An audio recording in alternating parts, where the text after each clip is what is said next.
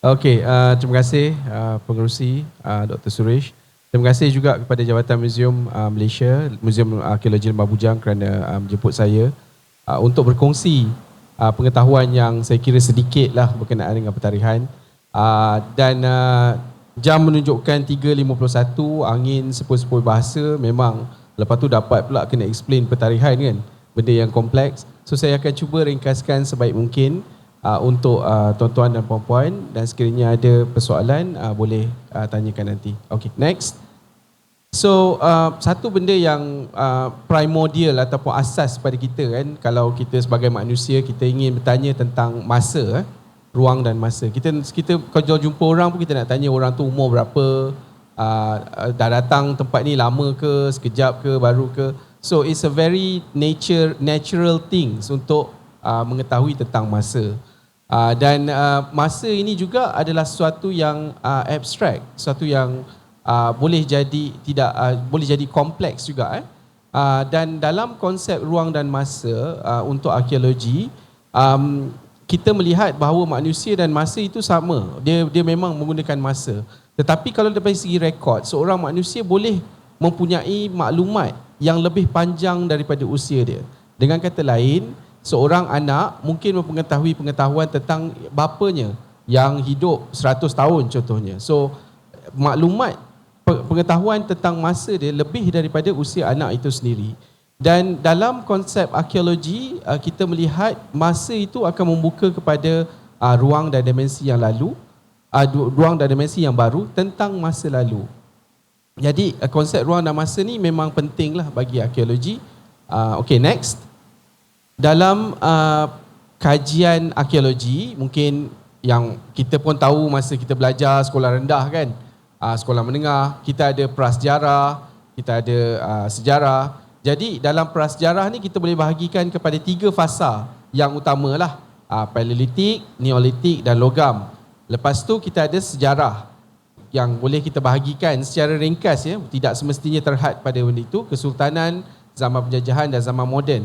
Tapi in between kita ada satu period yang kita panggil sebagai protosejarah, yang mana dia terletak antara prasejarah dan sejarah. Ada banyak definisi protosejarah ini, tetapi secara ringkasnya saya nak katakan bahawa ini adalah zaman apabila adanya tulisan, tetapi tulisan itu tidak semestinya refer pada tidak dimiliki oleh orang itu sendiri. Contohnya dalam konteks Lembah Bujang, banyak penulisan-penulisan tentang Lembah Bujang diambil daripada rekod-rekod luar, daripada China, India dan juga Arab. Tetapi penulisan yang jelas tentang Lembah Bujang itu sendiri tidak dipunyai oleh Lembah Bujang. Dalam contohnya itulah. Jadi protosejarah itu boleh dikelaskan, Lembah Bujang itu boleh dikelaskan dalam zaman protosejarah. Adanya tulisan yang jelas itu masuk dalam konteks sejarah, dan prasejarah tidak mempunyai tulisan. Next. So konsep masa di dalam arkeologi, kalau zaman prasejarah sebagaimana yang saya terangkan tadi, sebelum wujudnya tulisan. Maknanya kalau tak ada tulisan itu kita panggil sebagai prasejarah. Dikaitkan terus dengan tempoh kemunculan manusia di muka bumi sekitar 2 juta tahun dahulu. Okey, macam mana kita tahu bahawa manusia muncul 2 juta tahun dahulu? Nanti kita akan tengok teknik macam mana dia dapatkan pentarihan ini. Arkeologi secara ringkasnya bukan kajian mengenai dinosaur ataupun mencari harta karun. Dinosaur kita tengok tahu pupus 65 juta tahun yang dahulu. Manusia mula muncul sekitar 2 juta, sekarang mungkin dah boleh push 3 juta. So 65 juta tahun pupus, muncul manusia 2 juta tahun. So ada gap 60 juta tahun. Jadi untuk ahli arkeologi, fungsi utama ialah mencari maklumat mengenai manusia zaman silam. Oleh kerana dinosaur dan manusia tidak hidup sekali, maka kami tak kaji dinosaur. Tetapi teknik pentarihan itu mungkin antara orang yang kaji dinosaur ni dipanggil sebagai paleontologi lah dalam sub bidang geologi. Dia mungkin menggunakan teknik yang sama seperti arkeologi. Next. So, tak apa nampak sangat, but basically that's setaburan tapak prasejarah di Malaysia. Prasejarah ni kebanyakannya terbahagi kepada 2 tapak, 2 jenis tapak, iaitu satu tapak terbuka, open air macam kita ni, tapak terbuka, dan satu lagi ialah tapak di dalam gua ataupun pelindung batuan, rock shelter, tapak tertutup. Jadi kebanyakan tapak prasejarah di Malaysia ni comprise of dua kategori tadi, iaitu terbuka dengan tertutup. Dan yang paling tua ialah pada zaman Paleolitik. Setakat ni kalau di Kedah ni, kalau rekod menunjukkan di Kampung Malau di Jitra, itu ada satu tapak, tapi ada juga tapak-tapak lain zaman prasejarah lain. Dan kemudian taburan tu banyak spread out seluruh semenanjung Malaysia dan juga di Sabah dan Sarawak. Ada orang kata kalau you boleh tengok peta tu dekat Johor tak ada dot pun. Satu dot pun tak ada Johor. Kenapa tak ada? Actually ada, tetapi tidak ada data yang konkret, yang jelas mengenai tapak, especially di Johor, mengenai tapak prasejarah di Johor. Okay, next. So zaman Paleolitik dalam konteks Malaysia bermula sekitar 1.8 juta sehinggalah kepada 10,000 tahun, 6,000 tahun dahulu, depends on interpretation. Paleolitik dikenali sebagai batu awal. Paleo ialah awal dan litik ialah batu. So ciri-ciri zaman Paleolitik ialah ianya diperbuat, kebanyakan alat diperbuat daripada batu ataupun pebble sungai. Masa tu kita tak ada alat lain kecuali batu ataupun pokok ataupun tumbuhan yang boleh dijadikan sebagai alat. Aktiviti secara amnya sara diri, secara memburu memungut, hunter-gatherer. Mereka tinggal di kawasan air tawar, sungai, tasik sebab mereka memerlukan air tawar untuk hidup. Dan juga diet mereka kebanyakannya adalah daripada binatang dan juga tumbuh-tumbuhan yang mereka boleh ambil dan pungut untuk makan. Alright, next. So ini antara contoh tapak-tapak Paleolitik di Malaysia dan juga pentarihannya. Kalau you tengok kat situ, concentration banyak di Perak, di Kelantan juga banyak, di Lembah Negeri dan juga di Sabah dan Sarawak juga ada. Tapi pentarihan itu pelbagai, maknanya daripada sekitar 1.83 juta tahun dahulu di Lenggong yang paling tua sehingga kepada 10,000 tahun dahulu, 14,000 tahun kebanyakan gua-gua yang ada di semenanjung Malaysia. Next. Okey, selepas habis zaman Paleolitik sekitar 10,000 tahun dahulu, muncul satu zaman yang dikenali sebagai zaman Neolitik ataupun zaman batu awal. Neo bermaksud baru dan litik batulah. Manusia mula bercucuk tanam dan menternak binatang peliharaan. Sebelum ni kebanyakannya mereka adalah memburu memungut, tinggal bergerak nomadik dari satu tempat ke tempat yang lain. Tetapi sekarang mereka dah settle down, duduk satu tempat, mula bertanam, bercucuk tanam dan mula menternak haiwan. Dan yang paling penting ialah apabila dia dah duduk setempat, mereka mula menghasilkan tembikar tanah atau sebagai storage, sebagai vessel ataupun bekas untuk digunakan, contohnya seperti menyimpan makanan. Oleh kerana adanya pertanian, sebab dia dah bercucuk tanam, maka dia perlukan vessel untuk disimpan biji rain dan sebagainya. Masih lagi menggunakan alat batu, namun ia berbeza dengan alat batu Paleolitik.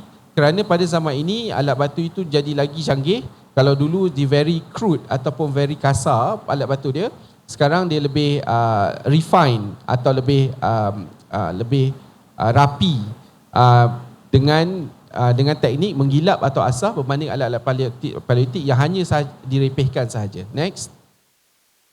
Okey, itu contoh dekat atas sekali tu adalah contoh alat batu zaman Neolitik. Kalau kita tengok segi dia lebih smooth kan, berbanding dengan sebelah dia itu adalah kapak genggam daripada zaman Paleolitik. Gambar di bawah adalah Bukit Tengkorak yang mana merupakan salah satu pusat pembuatan tembikar yang penting di Sabah, dan juga batu-batu hidup ataupun batu megalit, batu yang menhir dolmen yang mana ada banyak yang dijumpai di Malaysia. Juga dikatakan kepercayaan ini muncul sekitar zaman Neolitik. Next. Selepas habis zaman Neolitik, kita tengok kewujudan zaman logam. Pada masa ini, logam ni boleh dipecahkan kepada banyak, bronze, besi dan sebagainya. Tapi pada zaman logam ni, dua logam utama yang digunakan dalam masyarakat di dunia adalah gangsa dan besi. Pada zaman ini, manusia telah tahu memanipulasi logam yang mineral selain daripada batuan, contohnya logam seperti kuprum, besi, emas dan sebagainya. Dan mereka menghasilkan banyak peralatan dan salah satu yang penting ialah gedang Dongson yang mana dijumpai di Malaysia tetapi sangat dominan especially daripada Vietnam dan juga kawasan kepulauan, kawasan tanah besar Asia Tenggara yang lain. Okay, next. So dari segi peralatan kita dapat lihat adanya evolusi ataupun pergerakan daripada batu mungkin juga organic material seperti kayu dan tumbuhan lain. Kemudian mereka mula menghasilkan tembikar tanah, adanya teknologi pyrotech macam dia mengawal suhu api, tahu mana nak ambil tanah liat dan sebagainya. Seterusnya menghasilkan alatan logam yang jauh lebih canggih. So daripada segi evolusi kita tahu, ini jelas data-data ini banyak ada di bukan sahaja di Malaysia tapi di dunia adanya evolusi dan juga revolusi dalam teknologi. Next. Okey, so soalan yang sering ditanya kepada ahli arkeologi, tak kira lah sama ada dalam forum macam ni, dalam kelas ataupun di internet, dalam Facebook sekali, macam mana dia orang ni tahu tarikh yang dapat ni? Adakah dia just plug from air ke? Dia macam mana dia dapat sebenarnya? Dia kata 5,000, 6,000, 10,000, 13 juta dan sebagainya. Dalam arkeologi, kita ada dua jenis. Kita bahagikan kepada dua jenis bentuk pentarihan. Pertama ialah pentarihan relatif, yang mana kita bandingkan secara relatif. Dan kedua ialah pentarihan kronometrik, yang mana kita bahagi tarikh itu secara jitu. Ataupun boleh kita bahagikan, kita compare dengan tarikh kalender.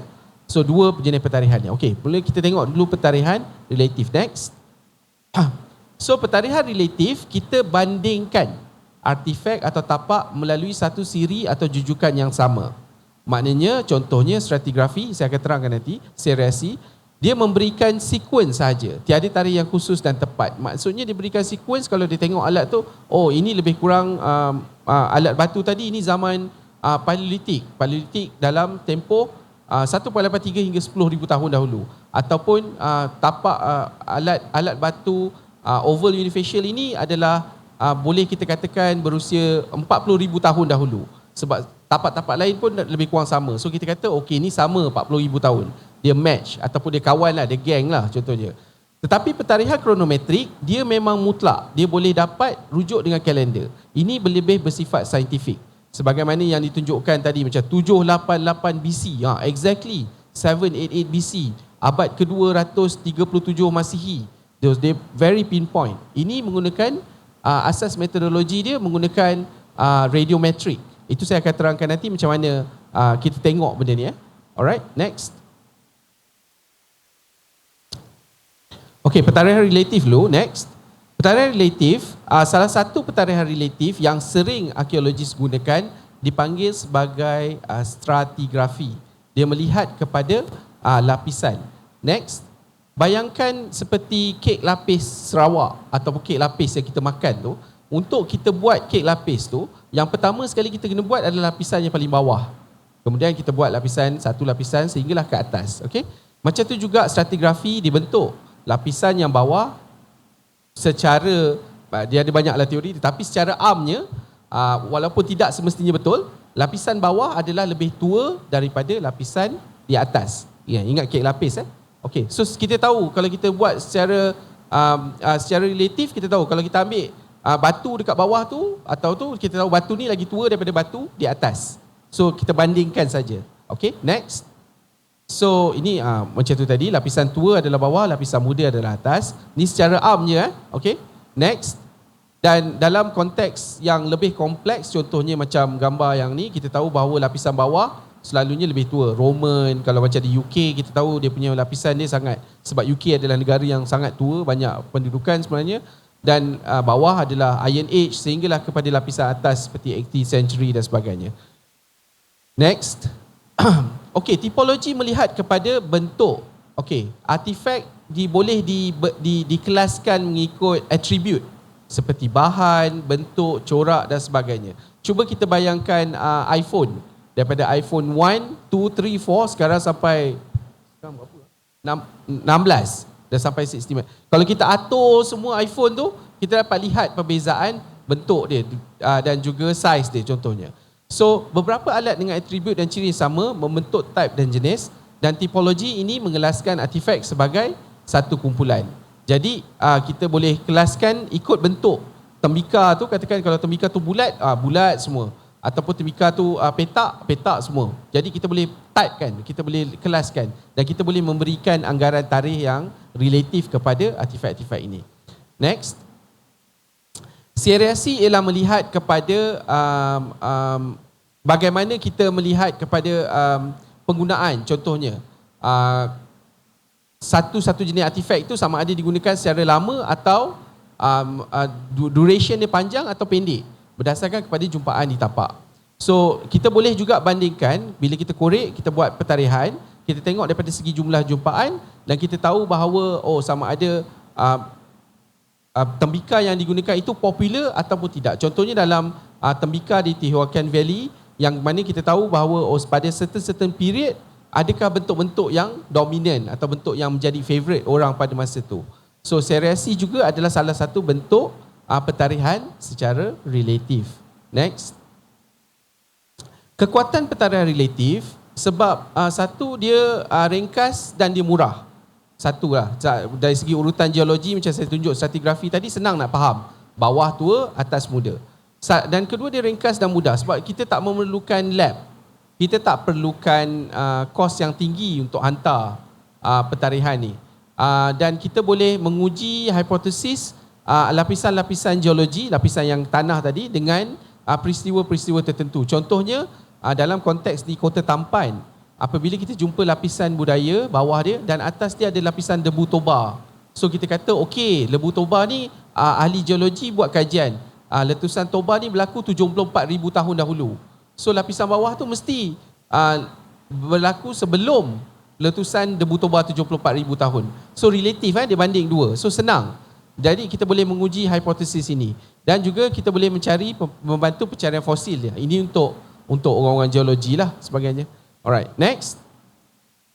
Kelemahan pentarihan relatif, dia hanya menganggap bahawa satu objek lebih tua kerana ia ditemui pada kedalaman yang lebih rendah dalam rekod adalah sains yang bersifat subjektif. Ini adalah kelemahan dia sebab tak semestinya, sekarang kita go technical sikit lah, tak semestinya yang bawah tu jadi lagi tua.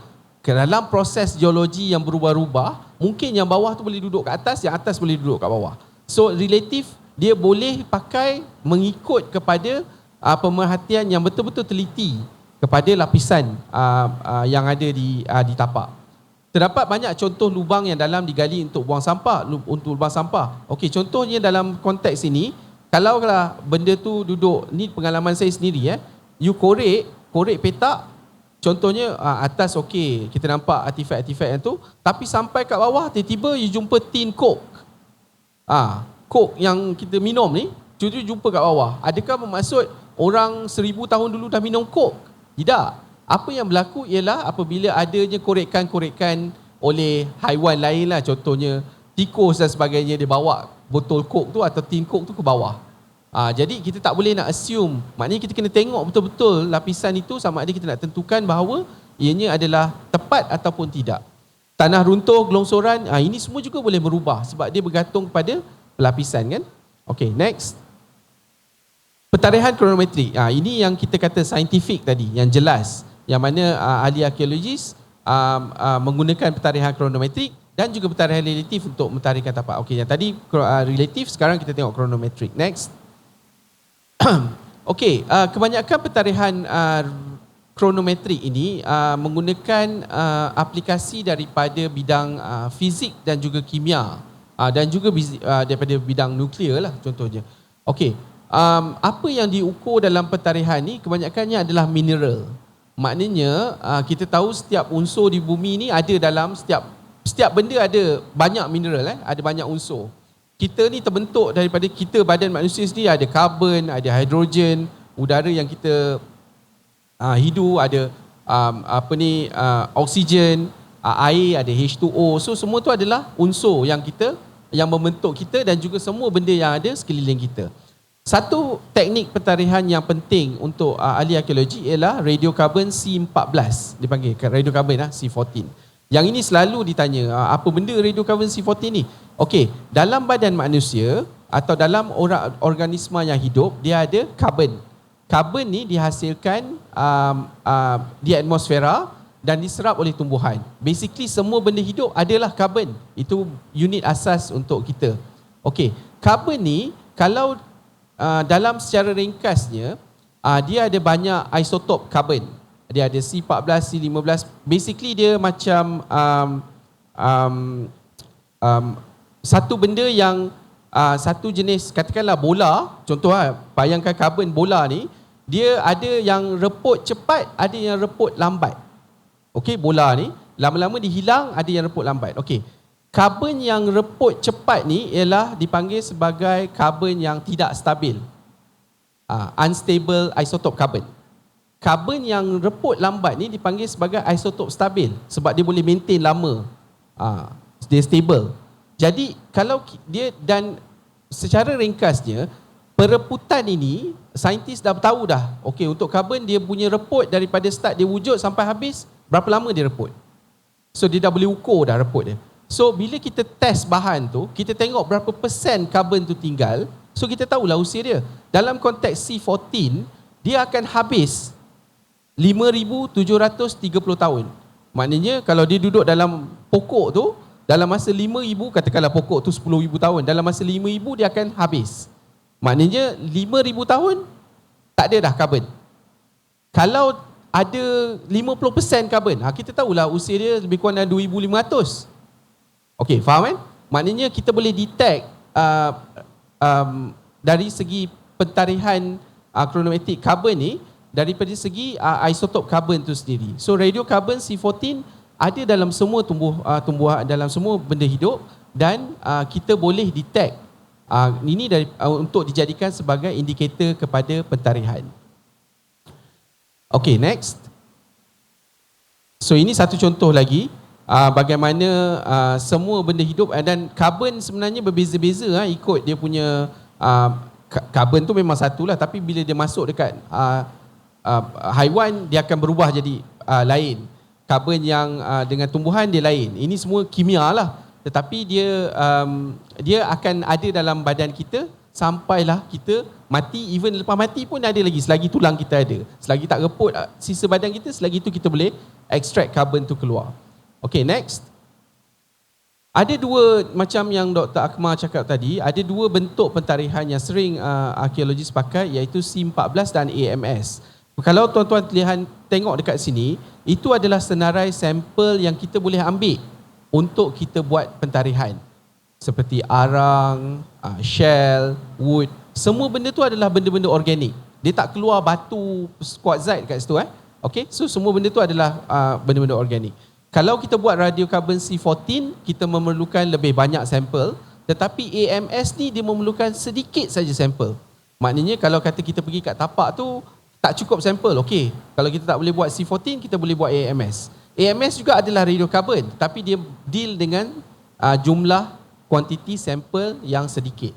Okey, next. Ini dia punya cara dia borang dia lah. So kita boleh pilih, kalau kita hantar, contoh kita hantar pentarihan sampel, kita boleh pilih kita nak standard ke, priority ke, time guide. Kalau time guide tu 3-4 kali ganda lagi mahal lah. So dalam masa 2-3 hari you dah boleh dapat dah sampel result pentarihan you. Dan ada cara lah untuk kita ambil sampel dan proses sebelum boleh kita hantar kepada pentarihan. Next. Okey, ni saya dah terangkan tadi, ada banyak jenis sampel yang kita boleh pentarihkan, termasuk juga rambut kita, gigi, tulang, pollen, atau debunga pokok dan sebagainya. Itu juga kita boleh, air juga kita boleh pentarihkan. Next. Dr. Saiful. Next. Dr. Saiful. 5 minutes. 5 minutes. Next. Tree ring dating adalah satu contoh yang sering digunakan, tapi ini tak berapa banyak sangat kita pakai di Khatulistiwa sebab kebanyakan tree dating hanya digunakan di kawasan yang ada part musim lah, sebab dia jelas tunjuk ada perubahan pada pokok tersebut. Next. Okey, thermoluminescent TL adalah salah satu lagi konsep yang sering digunakan untuk non-organic. Sekarang kita cakap pasal butter dan juga tembikar. Ini kita pakai TL. Teknik dia simple sebab dalam tanah ada mineral quartz. Apabila kuarza ini didedahkan kepada haba, sama ada cahaya matahari ataupun akibat pembakaran, sebab dia bentuk tembikar tadi, maka dia akan reset clock quartz tu.